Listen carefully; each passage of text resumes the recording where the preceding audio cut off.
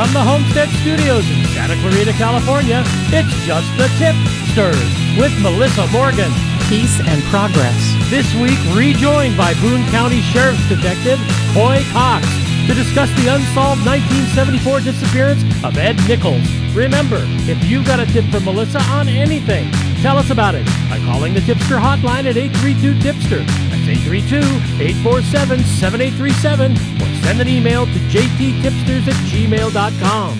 And now here's your host, sending leftover Halloween candy corn to unsuspecting police investigators on stakeout because she's a giver, Melissa Morgan.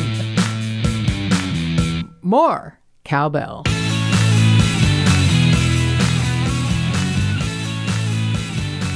He wasn't unsuspecting. He was happy. You warned him? No, I mean, he was happy and surprised. Unsuspecting makes it sound like I snuck up behind him with a hot poker. Yeah, but any surprise is unsuspecting. Well, right. He called it a care package, which was hilarious. God. So one of our favorite detectives, Detective Joe, was listening to the episode where I was waxing poetic about my hatred for candy corn. Yeah. And he texted me and was like, why do you hate candy corn? And I'm like, you're weird, dude. So I had a reason to go to CVS Pharmacy, and they had like 90% off Satan's earwax. Yes. And they had a big bag of it, and it's called the Autumn Harvest or Autumn Mix or whatever. I know, sorry. And I mailed it to Detective Joe, who got his mail and then immediately had to go on a stakeout. So he's sitting, watching a bad person's home or place of business or business they do out of their home. Suspected bad person. alleged bad person's home. And opened the box and I guess was so happy. I sent him 2 packages. One was the giant bag of the autumn mix. One was a smaller bag of just the plain old triangular shaped candy corn. And he ate the small bag, like apparently he wolfed it down. I can't even imagine. And took a picture that. of the empty bag in his hand. And he's like, hey, Mel, thanks for, he's one of the only human beings that's allowed to call me Mel. Hey, Mel, thanks for the care package. I opened it up and to my delight, there was candy corn. And I'm like, why am I even talking to you? You paid, how much you pay for it? Like on discount? Oh, 90% off. 47 cents, I think. For a really, I mean, I know it's a small bag. It's still a pretty big bag of candy corn. No, he wolfed down the small bag. It's the smaller bag is like, it looks like those, like a long, thin bag of like peanuts you would get at 7-Eleven. Oh, that's still too many. Yeah, it's 3. This is the funny part. It's 3 servings. It's 3 servings of horrible candy corn. Of horror. It's of 3 horror. servings of horror. Of horror. Yeah. Which is perfect that it comes out around Halloween because it's yeah. And for those of you who like candy corn, I don't care if like listeners are dropping like flies. I don't care. I'm making a stand. Candy corn is the devil. So that's just me. And thanks so much for bringing it back up again, Producer Mark.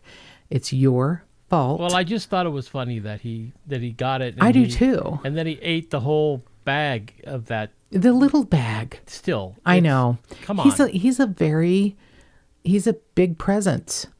That stuff, it probably sat. He was hungry. It's probably still sitting in his lower intestine right now. It is reformed as a small version of him, as a tiny person, shaped like the devil. It's got like little horns, and it's a little devil in his colon. Oh my God. Colon devil colon. I don't know what I'm saying. Why? This is your fault. I'll take responsibility. This is all your fault. Any opportunity to disrespect candy corn, I'll take it. Yeah. So there are bad people in the world who do things and we don't know why. And we still don't know why, sometimes years, sometimes decades later.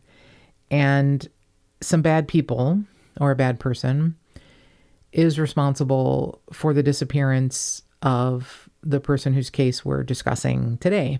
And his name is Ed Nichols, and his sisters called him Eddie.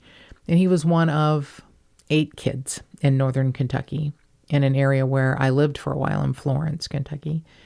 And it was the 70s, and Eddie was a 21, 22-year-old young man who, in the early to mid-70s, was like a lot of young men. He may not have been perfect, as his sisters say, but he was perfectly their brother. He was a good guy, a loving, sweet guy who loved his family very much, was a good friend, and had a job, was working, may have dabbled in illegal drugs at the time, which some of those drugs have been legalized now. I feel like if Ed is a victim of anything other than what possibly could have happened to him, he is a victim of the time that he went missing. So many things are different now.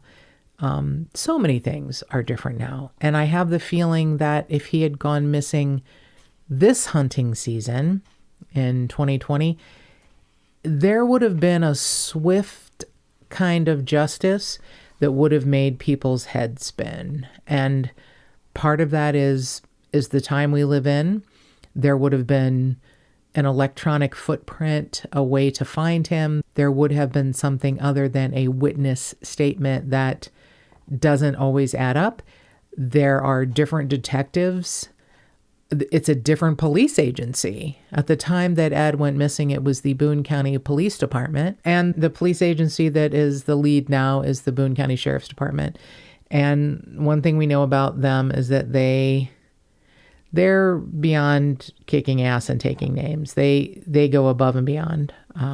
They just do. And there's nothing against the Boone County Police Department, but in 1974, it was a different time. It was a different, jurisdiction, a different police agency. I just know Ed's case would never have gone 46 years if it happened today.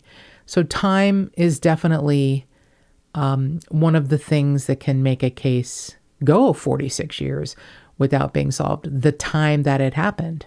There are absolutely things that would have made this swift as far as justice if anything would have even happened to Ed today. He may not have, nothing may have happened to Ed if he went hunting in this hunting season, but he went hunting with an acquaintance. I'm going to call him an acquaintance because the term friend has been, bandied about over these last 4.5 decades, and he was more of an acquaintance than a friend. I have a different definition of the word friend than most people. I have a very small group of friends. I have a lot of acquaintances, but my friend circle is growing smaller the older I get. The word friend is a precious word to me. And the person he went hunting with did not turn out to be a good friend. He has been quiet for 46 years. He reported him missing to his family, and that's it. No more communication, no more answering questions from law enforcement, from the family. I'm a lot stunned at the behavior of his hunting companion. So December 3rd, 1974 was like a lot of other days. And Ed Nichols borrowed some money from his sister. He was living at home with his mom, and his sister and her child had moved back home. And again, he's, one of the younger kids of 8. He's the youngest boy and one of the younger kids of the 8 kids in the Nichols home. They were a close family, and they all loved each other and sort of knew what was going on in each other's lives. And he borrowed some money from his sister to get hunting socks, which turned out to be a piece of the story that has never gone away. And yet it is a piece of the story we don't have access to. The socks were either not collected, or if they were never tested. And one was apparently found after he'd gone missing. But he leaves early in the morning on December 3rd with this acquaintance, David Stites, who still lives in the area, by the way. And they split up when they went hunting, which is a very normal thing, and had a time to meet back at the truck. And Ed never showed up, according to Mr. Stites. So from there, we know that he has never been found. There have, over the years, been so many stories, some of them gruesome beyond explanation. Some of them, he succumbed to the elements. He was eaten by wild boars in the area. He was thrown into a well. He was. And the thing is, there are definitely more than one person. There are definitely more than two people who know what happened to Ed and where he is. And we hope that something jars loose in them, that they find something inside of their soul, that they will come forward so that the Nichols family can have some peace. And while I would love to explain the love between these family members, I am an only child, and I always wondered what it was like to have siblings. And I know not every family, the siblings are best friends or, in each other's lives all of the time. But these siblings were very close, unusually close, very close. And I have had the wonderful opportunity to speak to 3 of Ed's sisters, and they're all fantastic, amazing women. And last year, in December of 2019, on the 45th anniversary of Ed's disappearance, they started a Facebook page, and they are doing, they're doing top-level investigators' work. They are reaching out. They are mobilizing. They're kicking ass and taking names is basically the only way I can say it. And they have a fantastic team in Detective Coy Cox and Detective Tim Adams working on Ed's case. And they are digging and poking and making inroads. But their own words, in my mind, are the words that mean the most. And the words of Janice Nichols Kincaid really cut to the heart of this. And she sent me an email and said, I think about Ed a lot, but I try not to let my mind wander when it comes to him, because when I do, it always goes to, where are you, Ed? What happened to you, Ed? What did you go through, Ed? Who hurt you, Ed? How did they hurt you, Ed? And I'm sorry you were alone and for how scared you must have been. She goes on to say, these are just my thoughts. I can't speak for the rest of the family. I don't like going against authority, and I do respect the men and women in blue for putting themselves in harm's way. I pray for their protection and safety for all of them, and I wish I could have been more involved. I wish I could have done more. But they were the professionals. They were the ones who were trained. But oh, the questions I'd have for them today. And the people that know what happened to Ed, they will be questioned one day by someone who has all of the answers and all of the knowledge and knows what is right and what is just, and God help them.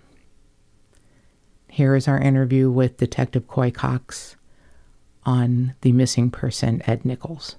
So my old nemesis, Dr. Moriarty, is with us. Detective Cox is with us today, who is a pain in my side and yet an amazing, wonderful investigator. And he is here to talk today about one of the older cases that's unsolved in the Boone County files, and that is a missing man named Ed Nichols. Thank you for being here today, Detective Cox, to discuss this case. Thank you for having me, Melissa. It has been a bit of a ride hearing from many members of Ed's family and going back through time, honestly, and gathering all the information, because I feel like a lot of the problem with Ed not being found is timing, and timing is everything. And he just happened to have gone missing in 1974 when things were not as developed as they are now, where, searches can only go so far, information can only reach so far. And now it would be much easier if Ed were to go missing. There would be probably a digital or electronic track, a way to find him that might be a little easier. And this was pretty tough in 1974, especially for a young man who, for all intents and purposes, was in the beginning of his life, really. 22-year-old man. He was working with a construction crew that would sometimes travel. But as I've heard in another interview with you, Detective Cox, he loved hunting so much that he would sometimes turn down work so that he could stay closer to home.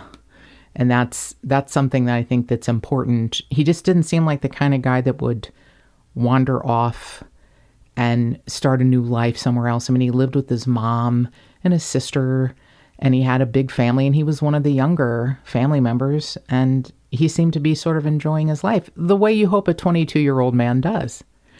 So he leaves on early morning, December 3rd of 1974, and it's a weekday, and he's going hunting with a friend.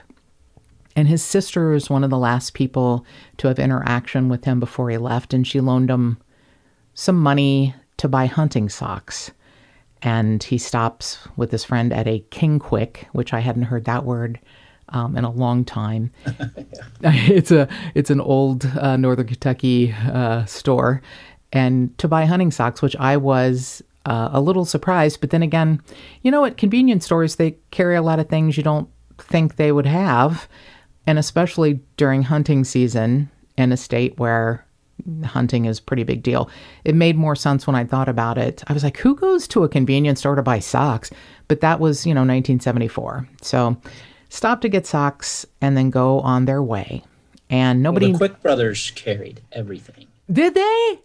Oh, yeah. Oh, my gosh. The Quick brothers. I didn't even know there was a family. Yeah. King Quick stores. It was owned by the Quick brothers, yeah. I'll be darned. That even makes it more interesting to me, because I just thought Quick meant here's where you stop in a hurry. Yeah, it's funny that their name was Quick. Yeah, I know. The King Quick store. KWIK. Right. It was. I do remember the King Quicks. I remember the symbol and everything. So they stop and get socks, which actually was confirmed that they actually did that. And well, they did, but just to clean that up a little bit. So Eddie's sister, Karen, had given him $10. And it was for the purpose, at least when he left the house on Ann Street in Florence, was to buy shells for his hunting weapon. Now, where you pick up the story of the socks is when they got in the car with his friend, they drove to King Quick, where the Quick brothers own, and each of them purchased a pair of hunting socks. It was very cold that morning, right. 2 degrees, if my memory serves me perfect. And about 1.5 inches, 2 inches of snow on the ground. So the ground was frozen. It was cold, wind whipping close to the river. And, very cold. So they wanted to keep their feet warm. Can't begrudge them for that. Right. You can't. It seems that people that would be, inveterate hunters would probably have good socks. But hey, I guess young men maybe couldn't keep track of them, or maybe the dryer ate them, or, So they stop and get socks. And the next thing that anyone knows from Ed's family is that they get a call from the hunting companion who says, hey, is Ed there with you? And Karen, she believes it's around 4 p.m. And Karen says, well, no, he's with you. And the hunting companion says, well, we had a plan to meet about 3 o'clock back at the truck. And it makes sense. Sometimes hunters split up. I would think as a hunter, you'd want to stay together in case you come across something that might take 2 people to combat. But, what do I know? I don't hunt anything. So it does make sense. I have actually heard of people, hey, let's split up and we'll get back together at a specific time. And Ed never showed back up. So, Melissa, if you're hunting with your buddy, let's say you and Mark went hunting, and you're walking into the woods with your rifles or shotguns, whatever you happen to be hunting, and you see some game that you're going to shoot, well, who gets to shoot it? If you're standing next to each other, you got to make that decision, right? My point being, that's not unusual. No, it's not totally not split up unusual at at all. Yeah, and you make a plan to be back at a specific. That's the point, is that you make a plan to be back at a specific time.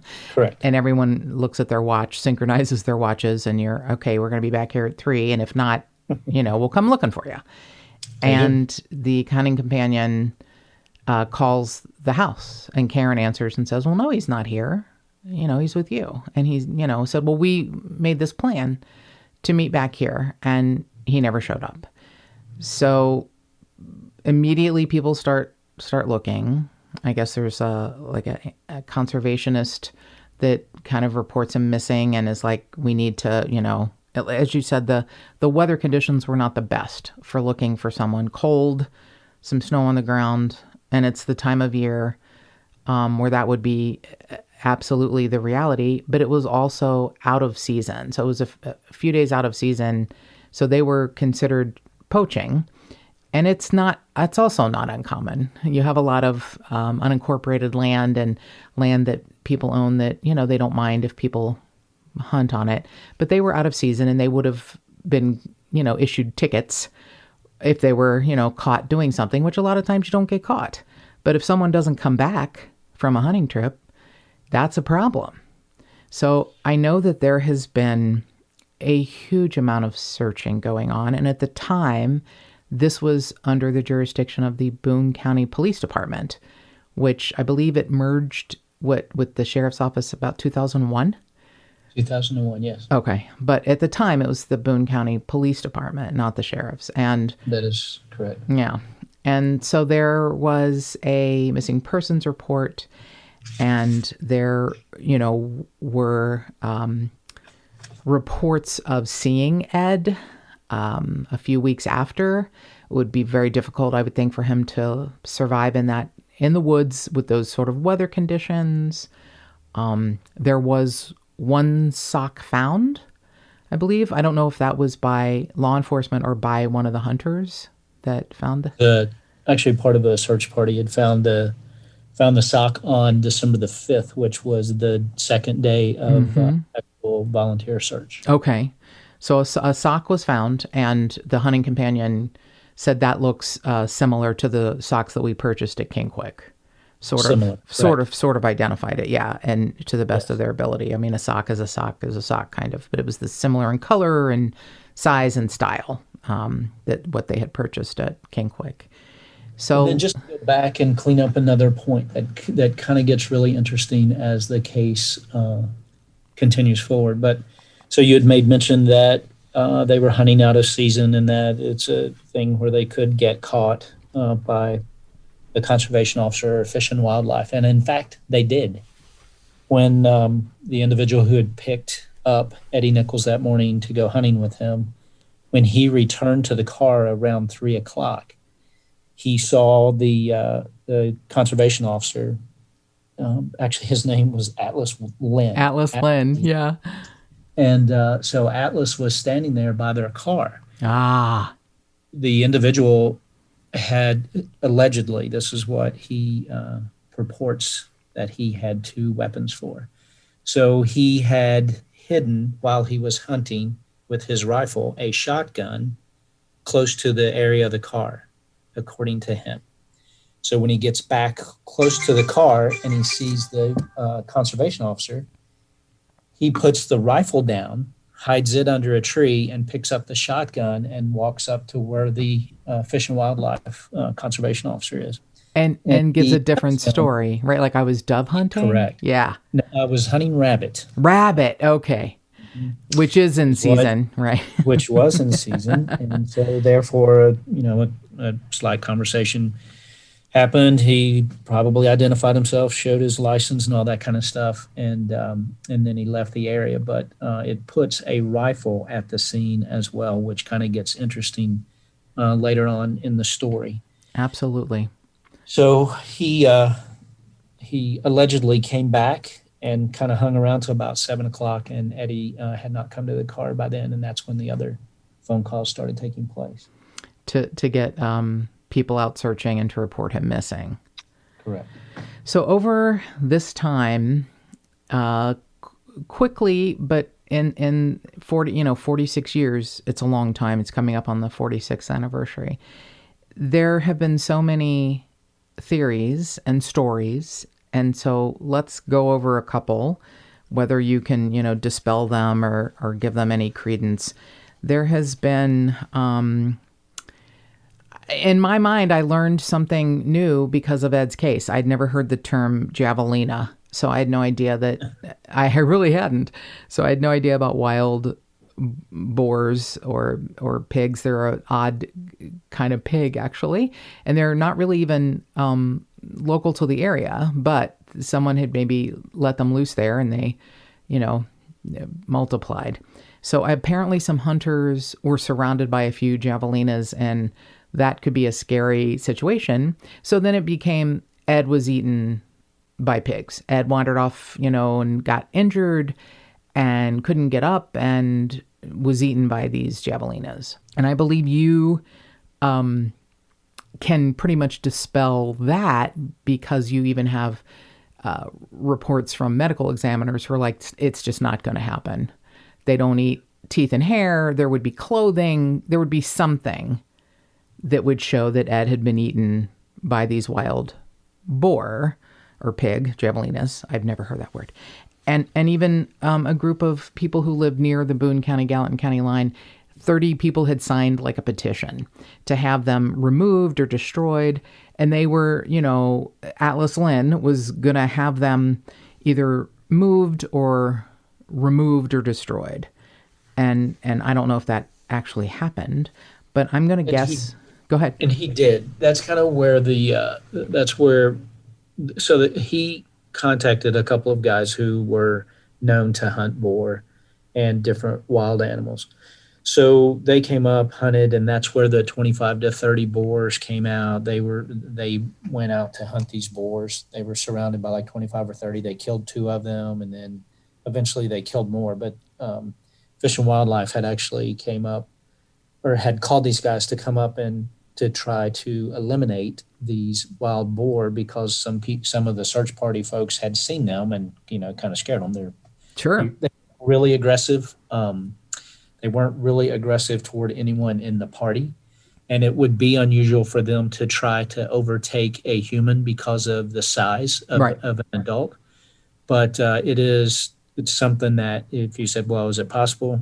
It's possible, but it's really unlikely. And probably not probable. Right. And probably not probable. And with the medical examiners and the folks that we have spoken to, you're correct. The wild boar would eat a lot. I mean, and they would pretty much clean up the remains of a person, but there are certain things that they would not eat, and they would just leave lie. They would.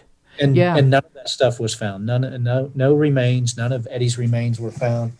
We did find blood. I'm sorry. When I say we, I mean law enforcement at the time in the search party found blood in an area. And so the 2 gentlemen had said that they had killed the 2 boar. So they actually collected the blood, sent it off. It was analyzed, and it was definitely animal blood. So there was any blood from Eddie found anywhere that was searched. And there were no human remains that were recovered. Absolutely. And, the javelinas are kind of odd. They don't get the giant size of hogs. They, they go to like 40 to 80 pounds, and they, can't even eat the large bones of a human. They break them, into smaller bits, but they do leave a lot of stuff that they don't, they know they can't eat. In their animal brain, they know they can't eat it. I love that a group of javelinas is called a squadron. I think that's like a very interesting thing. It's like anywhere between 6 and 9 members of a squadron is what, roams around. They're kind of pack animals. They pack together, but they're not, they're just, it's probably not going to happen. Ed was a young, healthy, athletic man, and he, probably didn't succumb to something and then lay there to be eaten by wild boars. And as you said, there was just absolutely no evidence left of him at all, even being there. It's just as if he evaporated in the woods while hunting.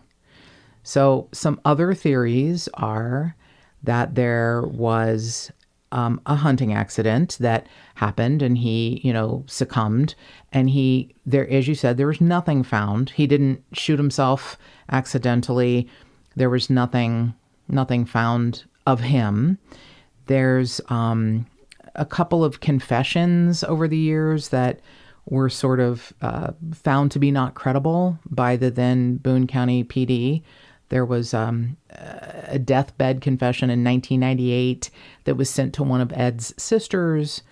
And, it was like, well, there's usually a kernel of truth in these stories. And the truth is the man who made the confession died. He is dead. But the man said that this is, what happened. Someone else killed him and put him in a well.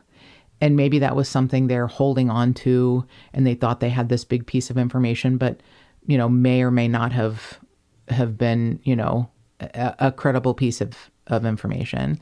And there was a letter sent from an inmate at a penitentiary in another state that had some details, but was also deemed to not be credible. And let's just say that Ed was a 22-year-old man, and it was the mid-70s. And I was a kid, you were a kid, but we probably knew a lot of older people that, did things like smoke pot. It was a big deal. It was a big deal then, and I didn't know how big of a deal because I am sheltered and ridiculously naive. But I would not have, been shocked and surprised to hear that a 22-year-old man had he was on probation for like a misdemeanor drug charge. Yes, disorderly conduct or criminal trespass, something like that. Okay, so it was something. It wasn't like he's not like El Chapo or Scarface. No. He wasn't. No. On parole. He's on probation for a misdemeanor charge of some sort. So let's talk about the people that say, well, he, left town to hide from his charges. He, started over another life in Florida. I mean, he just doesn't seem like that kind of guy. Well, let's go back to where you started, and I'm going to call it scenario number two. But you talked about the deathbed confession. So we actually had, and as time goes on, people kind of get these urban legends that this is how things happen. So number two, the deathbed confession, we had a tip come in back some time ago in the late 80s that a man owned a farm in the southern end of Boone County, and that he was one of those guys, we all knew him growing up out in the country, that, hey, you don't get on his property. If you get on his property, he'll shoot you. Well, he kind of had that reputation. And so people started that whole myth that, he shot and killed Eddie and put him in a well. So we were able to interview family members. He had passed, obviously, if he made a deathbed confession. So we weren't able to talk to him, but it didn't take very long to run that one down to the end, and it's like that didn't happen. However, we had a tip come in not so long ago, just, within the past year. December of last year, right? Mm-hmm. That a gentleman in Gallatin County, so where this area is, where they were hunting, there is a creek, probably, 200 yards from where they parked the car, maybe. So one side of that creek is Boone County. The opposite side is Gallatin County. So the other story came in that this gentleman who owned the farm in Gallatin County, that they had wandered across the creek and was hunting on his property, and same thing. He killed him and threw him in a well. So there's some similarities there, but it was actually two different farmers. Wow. So this farmer supposedly was getting older and felt like that he needed to get things right before he met his maker. So he went to the local church there. All of this happened on Big South Fork Creek, or between the two forks of the creek. And so he went to the local church there, and he tells the pastor, that he had killed this boy, and that the deacons knew about it and everything else. And so that one seemed pretty easy. We would just go back to the church and interview all the people, right, that were left. So the pastor had passed, but we talked to several deacons that were there at the time, and they were like, number one, if that had happened, even though there's a lot of people that would argue that, well, a pastor and a person would certainly have a privilege that they wouldn't have to tell this stuff. But it's one of those things that's kind of extended to some people, and they think that exists, and it does in some cases. But in that particular situation, he would have spoken to the deacon board. It would have troubled him. This is just the kind of guy that he was.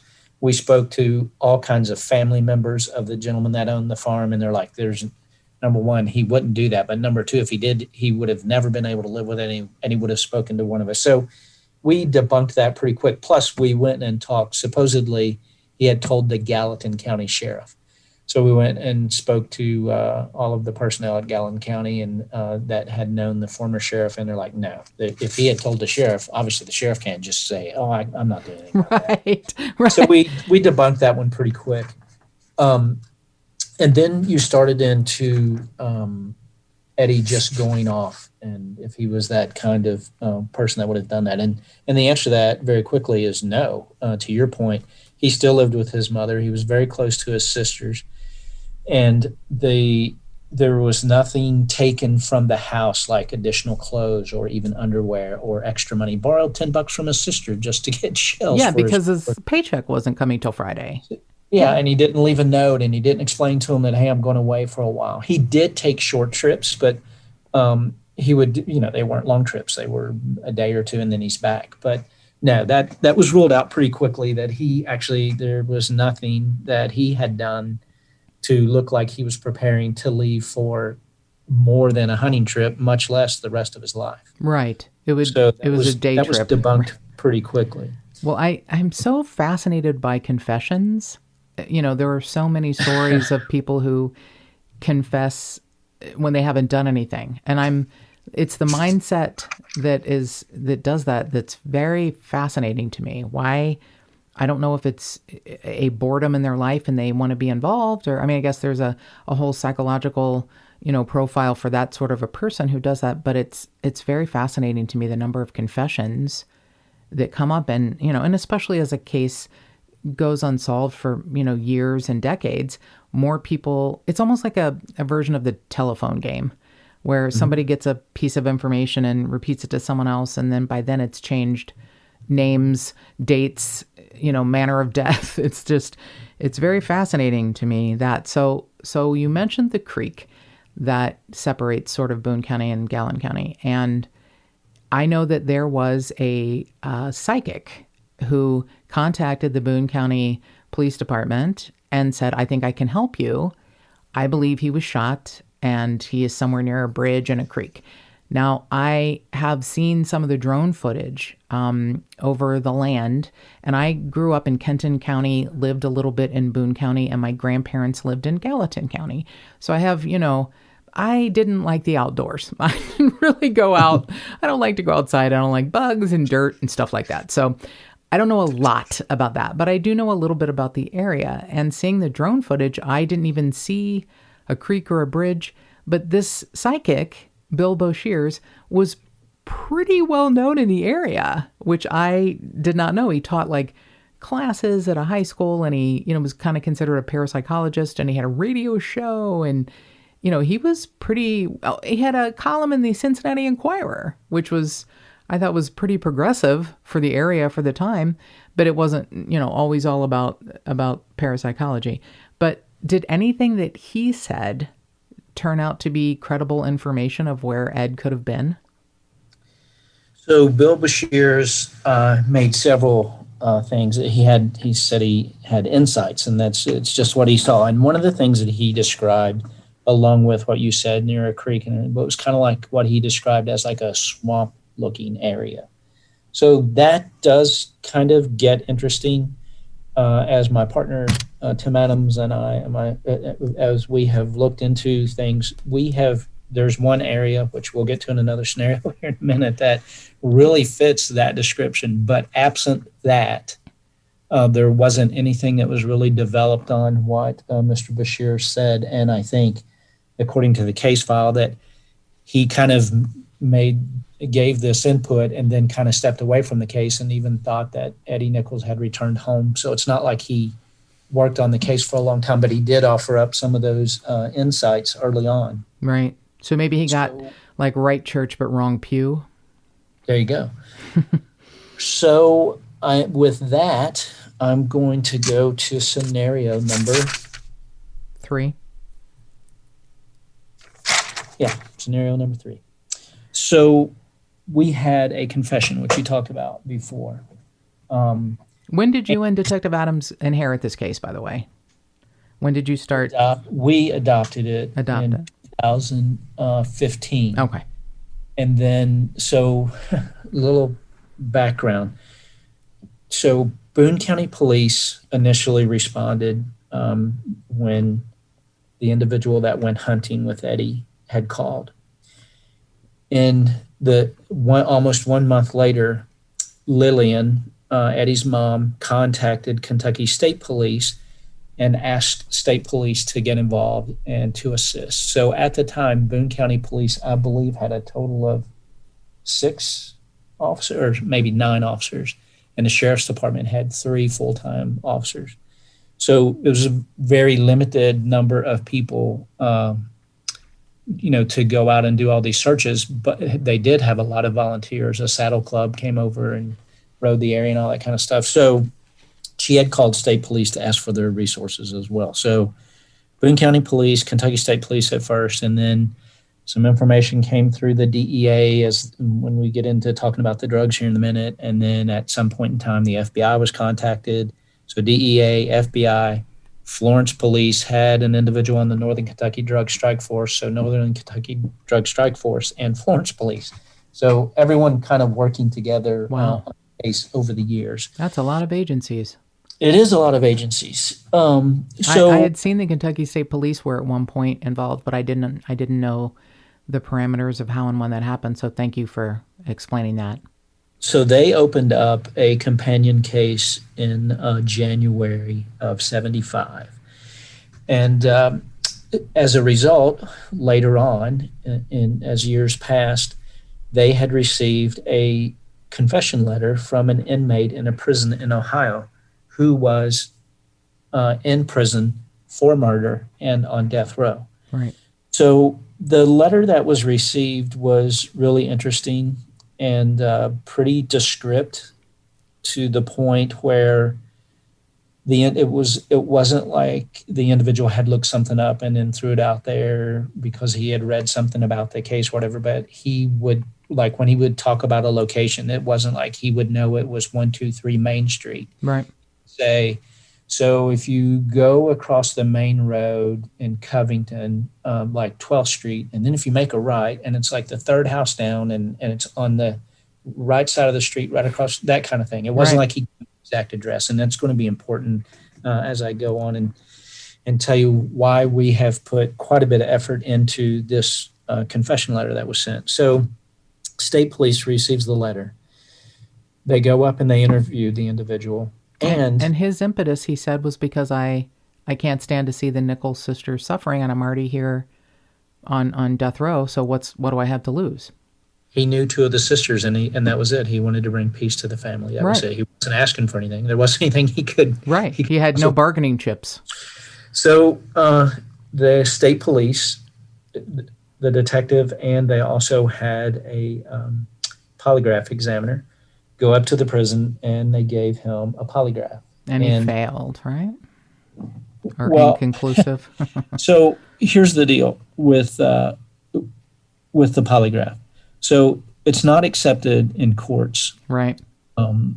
There is a lot of debate over polygraphs. And I like polygraphs to the extent that if the examiner is really good after he gives the test, then he does an interview afterwards, and that's usually when they get the person to confess. Right. Does that make sense to you? It makes perfect sense, and I love how you think. That's another layer for me that you've given me, because I've always thought a polygraph test is as good as nothing, but what it's good for is if you say to a person of interest or a suspect, "Are you willing to take a polygraph test?" and they say, "Sure." Then you may find something out. And if they say no, then you're like, okay, I have something to worry about. That's really, I thought it was just basically based on on the person's response to being asked to do it. But thank you for giving me another layer that. Well, for example, a psychopath. I mean, they have no conscience, they have no remorse, they have no guilt, no anxiety, and no fear. Well, why wouldn't they be able to pass a polygraph, right? Because they measure the way that your breathing, your blood pressure, breathing, your body reacts to the questions, and if you get nervous, then your blood pressure goes up, and it sweating, right? Things. Well, right. A psychopath. I've always contended that why would you give a psychopath a lie detector and base any of your conclusions on that? And let's face it, a lot of our killers out there that do it other than in the heat of the moment, maybe over love or something like that, are kind of in that category. Absolutely. Or in that category. And I don't want to get into a big debate on that. But no, we don't have to. Point being, my partner and I, Detective Adams, we kind of looked at that kind of different. They seem to discredit this confession based pretty much on the polygraph. Right. And our whole thing was, and maybe they're right. Well, I'm not saying that we disagree with them, but it's kind of like, maybe there's something more that we can do to look at this to see if this is a valuable piece of information. So we did. What we did, we took the letter, dissected it, looked at the information that was contained in there, and then we started using law enforcement resources, civilian witnesses, and going and talking to them. And a lot of what was in that letter was corroborated by civilian witnesses. And for example, we called the Northern Kentucky Drug Strike Force and KSP's Narcotics Division and the DEA, and we go, hey, does this ring a bell with any of you? Like, this is kind of the location where this guy described, and they're like, oh, yeah. Wow. Yeah, one of the biggest dealers in that area lived right there, and he always had fall guys taking the hit for him, so they would go to jail. He wouldn't. We were never able to make cases on him. We made a bunch of cases on all the people working under him. So as I tell the story, it's something that makes you go, well, I think he must have been telling the truth about that. That kind of fits. Right. So he says that he and another individual were paid $1,000 to take Eddie under the pretense that they were going hunting. Right. And to kill Eddie because he had taken some cocaine that belonged to another person on up the ladder, which was the individual that the gentleman described where the house was. And that for that $1,000, they were to get rid of Eddie because he had taken cocaine and was handing it out to his friends at a big party and all kinds of stuff, and that he more or less needed to be taught a lesson. And then he described where they went. They got out of the car like they were going hunting. They didn't go very far into the woods. They'd already dug a hole. Oh my gosh! Before, yeah. It was so planned. It was so premeditated. They killed Eddie. They put him in there and buried him. And then that's where we get back to where I asked you to pay attention to the one thing that Bashir's did say. So that area is not exactly where we were talking about before between the two forks of Big South Fork Creek, but it is up closer to, and I'm not going to be real descriptive where it is because we have some activity going on there that we're doing as law enforcement, but it's about 4 miles away as a crow flies from this location. And this man had submitted a map. Oh yeah. But it wasn't, what you're saying is it may not be exactly, but it was, at least it had some credible evidence. And so that's pretty much all I'm going to say about that. However, I am going to say that we have some people cooperating with us now that have not cooperated with law enforcement in the past. And because of that, we think the case is moving a little bit. The ball is moving a little bit toward the goal line. And we're kind of excited about that. We've had, like I said, cooperation from people that wouldn't have cooperated in the past because I think they were intimidated. And there are some of the players that were involved in this originally that are no longer with us. So that intimidation factor may not be there. Plus, people are getting older. Right. And again, some of them are thinking that they may be meeting their maker soon and they're going to have some things to answer for. And then some of them just have remorse and, want the family to know as much as they can about what happened to their brother. And it's easy, when we say that, hey, Eddie had this cocaine and he was giving away at a party and he was involved in the drug trade and in the drug world. It's easy for someone to go, oh, okay, I got it, another drug dealer that died. Okay, well, here's the thing. He has 6 sisters, a brother, and his mom has passed now. But Right. I mean, I don't know if you have children or not, and I don't want you to indicate, but this could be my brother or my cousin, my dad. I mean, this is someone's family, and just because he was a 22-year-old kid in the 70s doing drugs and chasing women, which you're going to hear about here in a minute. Right. Another scenario. I mean, who knows what he would be today? There are a lot of people when we talk about some of these other scenarios that was involved in this case, and they're very productive, prominent people in the community. Right. So who knows where Eddie Nichols would have been today? But the point is that he's a human being. He's someone's brother, and he was someone's son, and the case does need to be solved. And I think people are starting to come to grips with that, and they're actually communicating with us and talking to us. So we think we're getting closer, and the players are still out there, some of them. There are definitely players still out there, for sure. We know that. And it makes my heart sore to hear that some people may have had a change of heart, or, as you say, some of the larger, players, we'll call them El Chapo or whatever, are not going to be a threat anymore to them. Or even if they are, they're willing to get past that and to bring some sort of, peace of mind to the Nichols family, because I am an only child, and I'm an only child of an only child. So I don't know what it's like to have siblings, but producer Mark is the oldest of 7, and Eddie was one of the younger 2 of 8. And these sisters, I've spoken with several of them over the weeks.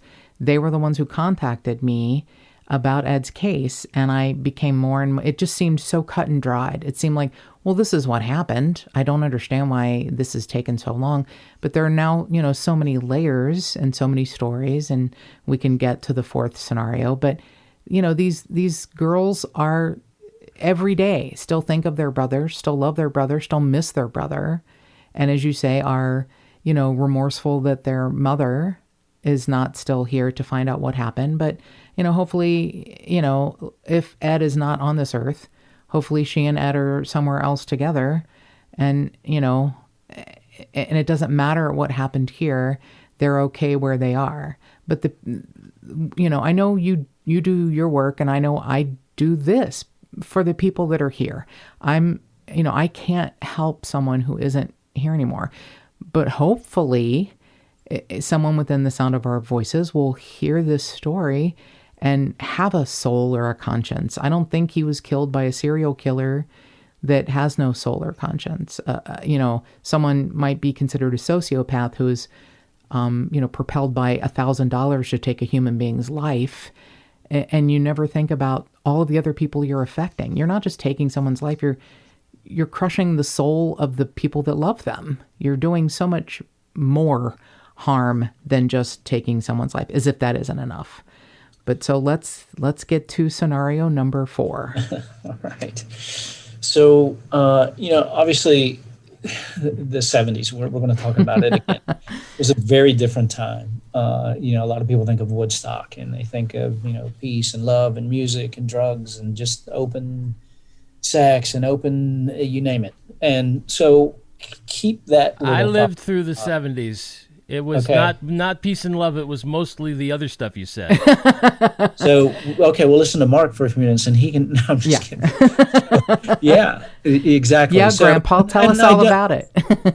And I don't think anyone hides behind that and go, "Oh no, that didn't happen." I mean, no. It's our history. Yeah. I mean, it's what was going on at right. the time. So early in the 70s, there was a farm out in the southern part of Boone County, where a lot of people would gather, and they would do lots of things that people did in the 70s. Right. Smoke dope, do cocaine. Swap partners. Swap partners. And this really got real confusing, I will say, when we had someone come forward kind of in a confession type thing and they really muddied the waters. They came forward and said that they had been drugged by some of these players, the people that were involved at this farm, for over 30 years, that they had drugged them so much and put it in their drinks that it had kept them drugged for 30 years, and they had no memories, but all of a sudden they got some memories back where his wife had been raped, he had been raped, but he had no memory, and he couldn't remember it until, when I say recently, in the early 2000s. Okay. So he admittedly had, done a lot of dope, drugs. Sorry, that's the. This sounds like some hardcore MK Ultra shit. I mean, I don't. Yeah. This is heavy. Well, so that's the picture he paints, right? That hey, all this stuff it's been going on for 30 years, and all of these, everyone, nobody really knew that they were being raped, and okay. So we interviewed, law enforcement interviewed a lot of people, and they were like, yeah, nobody else is really substantiating this. And so he was ironically sent for a polygraph. And then when he got there, he kind of like, here's the deal. And maybe you could ask a question. And they're like, wait a second, you can't really write the questions for us. Tell us how to ask. Well, I just have a real hard time now wondering if these are memories that came back or if they're like illusions that were created in my mind. So yes. Some of that was watered down, but now go back to it's early 70s. It's right. Mark can fill us in, right? So they do their dope, their drugs. They maybe they do trade partners. Maybe they have, but just a lot of stuff going on out there. So that brings us to the scenario. So the other scenario is that we've had tips come in over the years, and still currently we'll get the phone calls and they're consistent with this, but that there was an individual who at the time had a girlfriend, and he was really fond of her, and it was kind of like, and again, we've all heard about these settings where, like I have my women, but this one's mine and nobody touches her. You can have the rest of them, but that kind of. And that Eddie had overstepped that boundary, and that he had a relationship with this man's favorite girl. Yeah, his favorite girl. So, and which he was okay with it until, according to the tips, the information that have come in over the years, that Eddie was like making comments then that offended this gentleman about it, like maybe. Just she likes me more than him. Much like it was anyway, I'm not going to go into it, but anyway, it was offensive to him. So he got upset about that and ended up in anger pistol whipping Eddie. And then when he saw how bad it was, he just went ahead and shot him, so that he and 3 other men drug Eddie's body off and buried it on a farm there. And this was at some sort of like party, right? Some sort of a get together? Yeah. So it was kind of the part where they were drugged for 30 years and everyone just had sex and were raped. And that part, really, we couldn't get anyone to cooperate. But we can cooperate what I guess people would like to think of in mild manner. This is like a man's club. Like they just, had girls in and everybody had their fun and just, went their own way. Well, so yes, it was kind of what I just described as the man's club, and it kind of turned sour, allegedly, and that Eddie was buried there on a farm in rural Boone County. And those names we have, and like I said, we have some people that are cooperating with us that have not in the past, and that's pretty exciting to us. That is exciting because it sounds like there would have to have been so many people as witnesses or involved. That's pretty amazing right there to have that sort of part of it at least corroborated. So let's go over sort of, some of the ideas of what could have happened. Some of the confessions may have kernels of truth wrapped in, an enigma surrounded by a mystery. Some of the confessions were found to be not really credible at all. the person that was his hunting companion still lives in the area and is listed in several different publications as a David Stites, and he is still alive and in the area. It's on the Charlie Project, it's in the Cincinnati Post, it's in the Kentucky Post. And I have to say, because this case is so old, I found bizarre old newspapers I didn't know existed, like the Messenger Inquirer in Owensboro, the Paducah Sun, a Corbin, Kentucky newspaper, which I did not know existed, but still had, the same sort of information. So there is at least one person, if not many others, that are still alive. Even the ones that have passed away, there's still a lot left that know about this case, that knew Ed, and that may have really important information about what happened. So there's, a hunting trip that wasn't really a hunting trip. There's a murder for money because of a drug deal or owing a drug lord money, and he needed to be taught a lesson. I don't really get a lesson being taught when you're dead. It seems, it seems to me. I think the lesson is to all the people on the periphery. Yeah, right? it's the hang a nun in the courtyard, so that everyone else gets scared. So yeah, there's no real lesson in my mind. There's he left on his own. Probably not happened. It probably wouldn't have happened. The pictures of him are so like sweet and fun. He just looks like a happy-go-lucky guy, and you see his eyes, when he smiles, his eyes squint. He had very, very big eyes and really big hair. And when he smiles, his eyes squint, and you can just see he's just loving his life. He's like an interesting, authentic, weird dude, and he was just enjoying his life.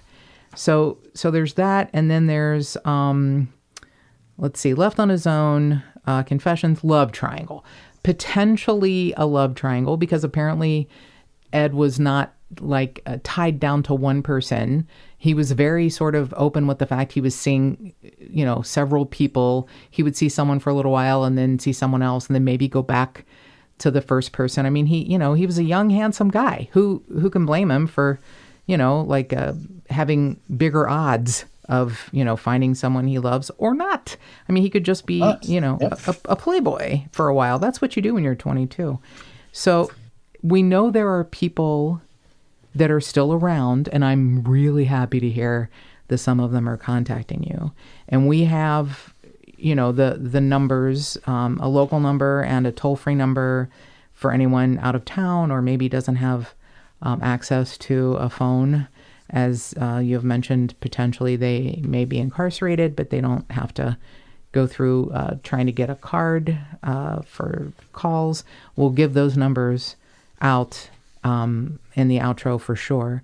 But is there anything else, any other pieces of information you want, tipsters to know about Ed? I think that's a good summary of it. Other than the fact that I would just like to emphasize one more time that I just spoke to one of the sisters today, and I mean, they have lived this every day of their life. And I know you hear that it almost sounds redundant and like, I don't even know why people say it, but if you talk to them, and you have, I know that you have, you realize that they really do. I mean, they do. And they want to at least know absolutely what happened, where he is. Right. Just to know. There's no closure. There's never closure in a case like this. But not, having someone potentially be not alive, bad enough. Having someone almost assuredly be not alive and yet not knowing where or how or what is inconceivable in my mind for human beings to survive it.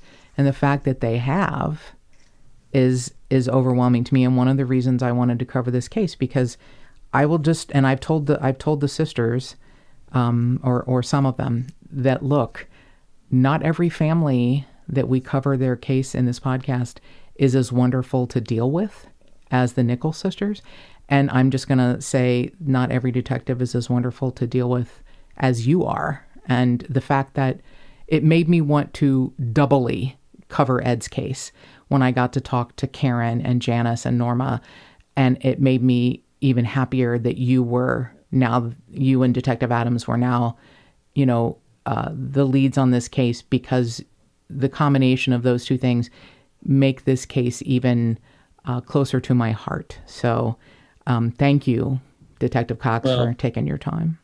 I appreciate you saying that. It means a lot, and it is an honor to do it, but I will admonish you to remember that it's really not Detective Adams and myself. It's Sheriff Helmig that allows us to work these cases, and part of it is, again, that he puts himself in the place of these folks they suffer every day because of crimes that were committed, and those crimes, even though they may have been in 1974, now they're on our watch because they're on our desk, and that's our goal, is to get them solved and give them some kind of closure.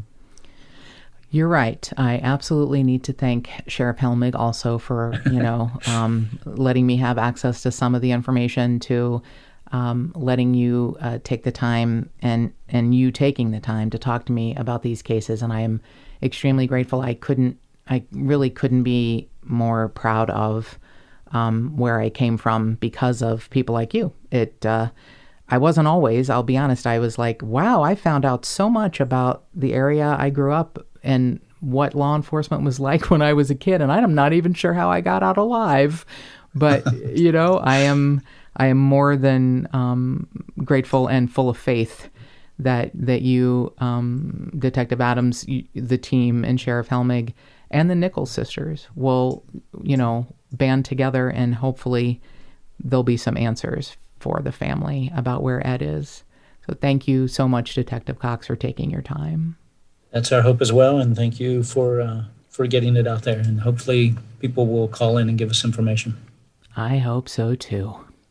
Once again, the best words to describe how the family feels, how those who loved and knew Ed feel, comes from his sister Janice, who says, "I believe there are still others out there whose hands are dripping with blood in some way. Maybe not directly, but to me, knowing and not speaking spells guilt in some way. Maybe you won't talk because you're afraid of somehow getting in trouble or getting someone else in trouble. Maybe you have kids and are afraid that they may hear something bad about you and then they would be upset with you. My thoughts on that are that I would hope that it is how I would handle this. I would rather them hear it from me than someone else. Help us to go to our grave with the pain of not knowing lifted off of our hearts. Our mother did not get to do that. Help us have a few years to enjoy life without this hole, this emptiness, this heaviness." Ed Nichols is not just a missing person. He's not just an unsolved homicide case. He is a son, a brother, an uncle, a friend, and he is loved and missed very much. He's in our thoughts and our prayers and our hearts every day, and he could not be loved more if he were right here with us. We love you, Ed. If you know anything about the disappearance of Ed Nichols, please call the Boone County Sheriff's Department at 859-334-8496 or toll free at 844-210-1111. And more cowbell. If you'd like to support this podcast, go to patreon.com/justthetipsters.